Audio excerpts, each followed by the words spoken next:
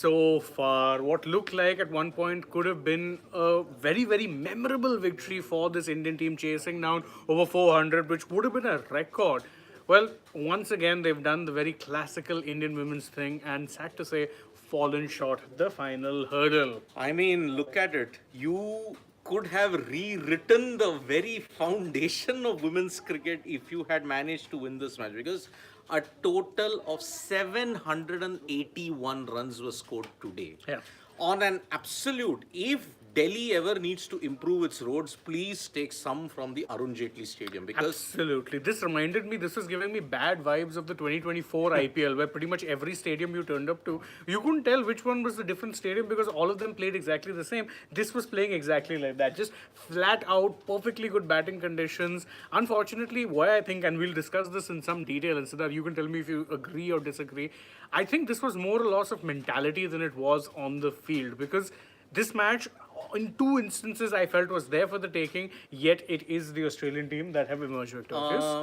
we are in 2025, right, Shane? Yes, yes.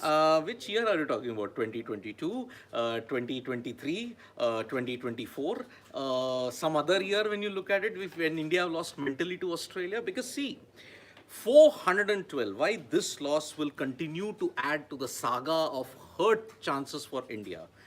Australia made 412. Agreed. Beth Mooney played one of the most outstanding innings that we have ever seen. Amazing to watch. Yep. Absolutely amazing to watch. 23 fours and 1 6. She pierced the gaps brilliantly, 130 to 75. Wondering, what is going on? They've never played like this in a T20. They're doing this in ODI.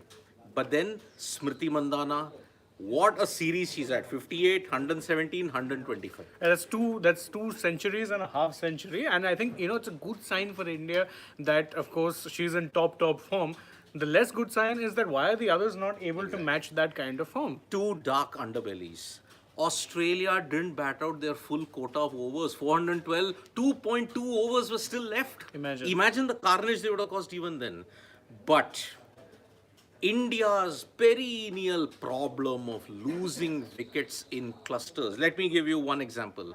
When Harmanpreet reviewed that LBW, and then after that on a full toss, Grace Harris bowling that full toss and Smriti Mandhana holding out.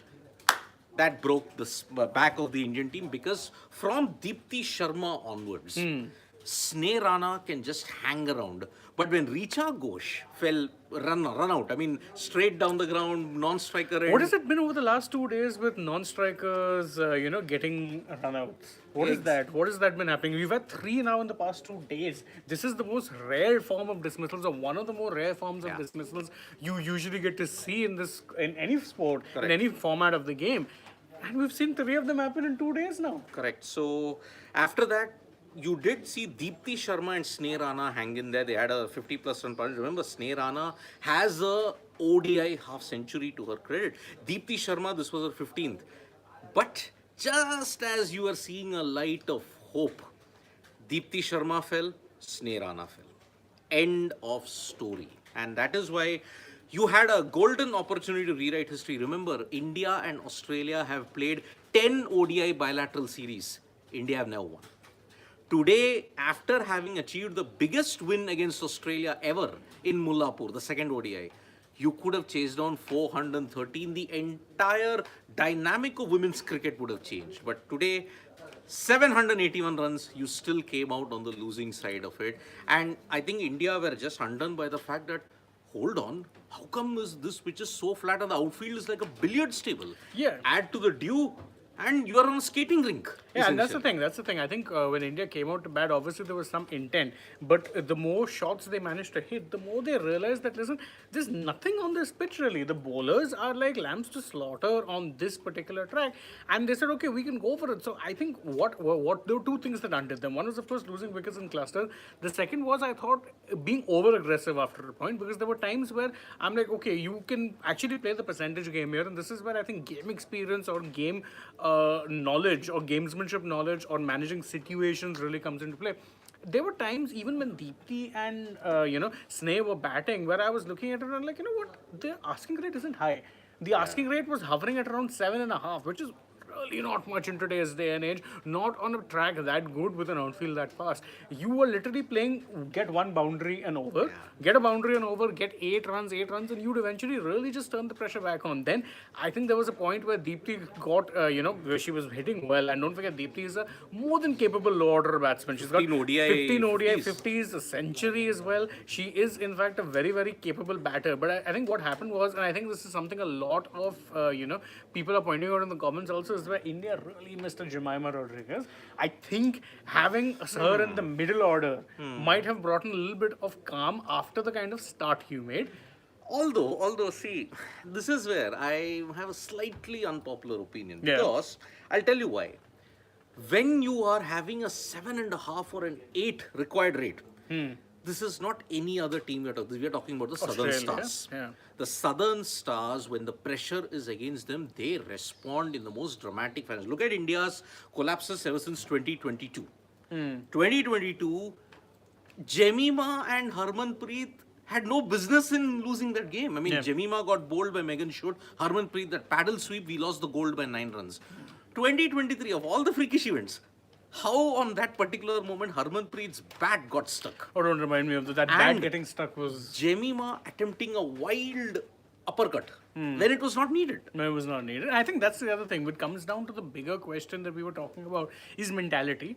Is that when you were going all guns, when you had a Mandhana and Harmanpreet were there at the crease, you were actually ahead of the asking rate at one point, which really tells you 11, everything you're you going need at to know. close to 11 and Yeah, over. so you were ahead of the asking rate. At that point, you can consolidate. You have to remember what format you're playing. It's not T20 cricket. You are playing ODI cricket, where if you have a bit of a lull in the middle overs, it is okay as long as A, you're ahead of the asking rate, and B, you enter the latter parts of the match with some wickets in hand. They sadly had neither. Their asking rate was perfectly fine, but they didn't have wickets in hand. And that really was the undoing, because once it reached the point that when Deepti was out, you knew it was game, set, and match, because after that she was being joined by the tail, and that was the sad part. If Deepti had to battle longer, or if Harmanpreet had to battle longer, maybe knock off 30, 40 more runs, that is, something that I think could have worked out. And I will take a few comments as well, because we get a lot of them coming in. I think a sports fan says that, Harleen and Prithika don't fit into the ODI 11 for me, but it's management's call. I think, one person whose form or loss of form has really hit you hard. Shefali Verma. Yes, because Shefali at the top of the order in place of Pratika in this sort of match, oh my god, would have made so much of a difference. But poor Shefali's form has fallen off a cliff. I really hope she discovers form soon, because she, like a Richa Ghosh, is someone who can tonk hard, which is a rarity in this Indian team. You need players who can consistently clear the ropes. Mandhana is a great run accumulator who will get you runs at a good clip, but she's not a power hitter. She's more grace than she is. Although 5 sixes and No, 17 fours she today. can do it. There's no two ways about it. I'm just saying her game is not power. Correct. It's silk. That's what makes her so good to watch. But you need some power hitting. Shefali's downfall, or the drop in form that she's had, couldn't have come at a worse time. Because I remember when the squad was announced, I was thinking, where the hell is Shefali? Then I remembered, I'm like, oh, her form has not been good, and she was playing A games prior to that, and she didn't even do much in the A game. So that in itself should tell you that, I think, not having a Shefali there in place of a Pratika, no disrespect, has done fairly well in the limited opportunities she And had. today she was dismissed by some wonderful captaincy. Yeah, of There was a gully right there, and you just guided it there. But see, broader ramifications, if you look at it, what are the positives, okay? You really made Australia sweat. Forget the heat of Delhi that you automatically sweat anyways.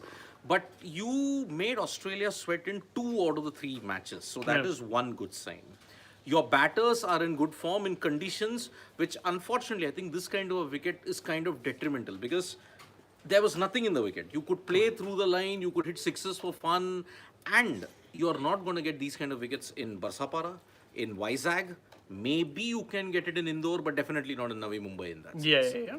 So, Maybe in Bangalore also, they're playing games no, in they're Bangalore? not. That got shifted now because of that right, bit. of course, I'm going to forget. So, Barsapara, you will not get that much of a wicket in that sense. Colombo, I don't know. Depends on the kind of surface that they dish out.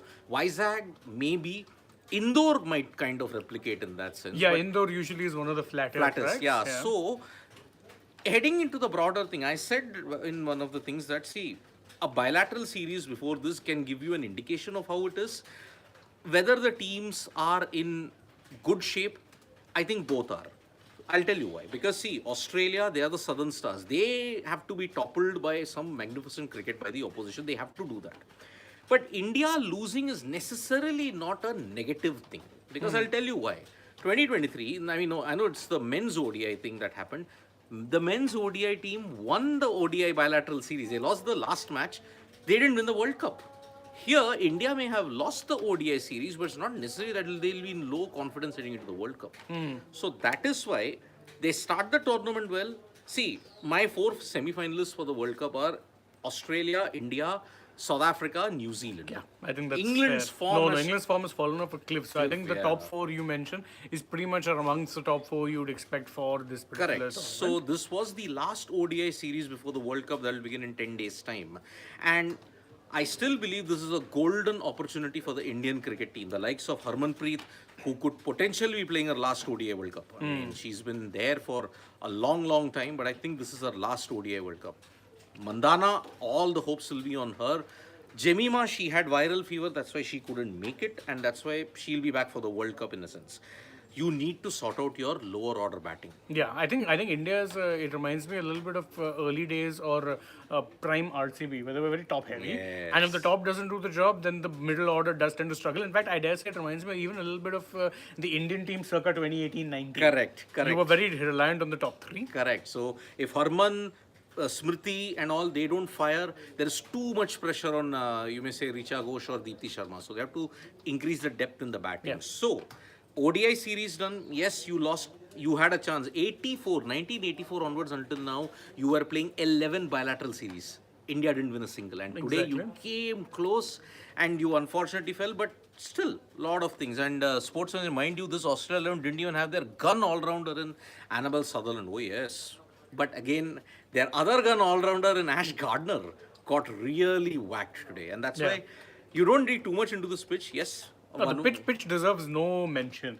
I'm sorry, it was a terrible pitch. You may as well have put a lifeless road over there also. It would have been the same result. It's those concrete slabs where you play gully cricket, na? It was like that. It was Just flying. It was no help for the bowlers. And bowlers, if they get this kind of wickets, you're done for. It's lambs to slaughter. You see this match, you've scored more than 400 runs. That tells you, more than 700 runs. 781 runs to be precise. And we were all thinking, Australia, big totals, normally they don't defend well. The men's team don't defend it well. Top two chases have come against them. So, 434, 438. yeah, and also 371, let's not forget. So, yes, women's ODI series are now done. There is a Pakistan-South Africa series going on side by side. That will end in the next couple of days. But now, all attention is on the Women's ODI World Cup. It's coming back to India after 12 years. 30th September is the opener between India and Sri Lanka. Then on 5th October is maybe part 4 of the India versus Pakistan chronology, because you may see India-Pakistan in Colombo. Yeah. Then 9th, India-South Africa. 12th is India versus Australia. Potentially a curtain raiser to the final. Correct. And 19th, the day before Diwali, India versus England in Indore. And then after that, you're going to play all the games in Navi Mumbai. So Correct. India, Bangladesh, India, New Zealand. So that's the way we're looking at it. Well done, Team India. Yes. But I won't say, but dil, matlab, match haar gaye, but dil jeete. No. You lost a game which you should have won, technically. So at this point, you can actually say, khada hu aaj bhi wahi. It's very apt. since when? Yeah. Since 40 2022, 40 years in the Australian case. So, yep. Thank you so much, folks, for joining us for this live. We'll be back with more updates on Sports Today. Like, share, and subscribe on Sports Today. So, from me and Shane, it's bye-bye. See you soon.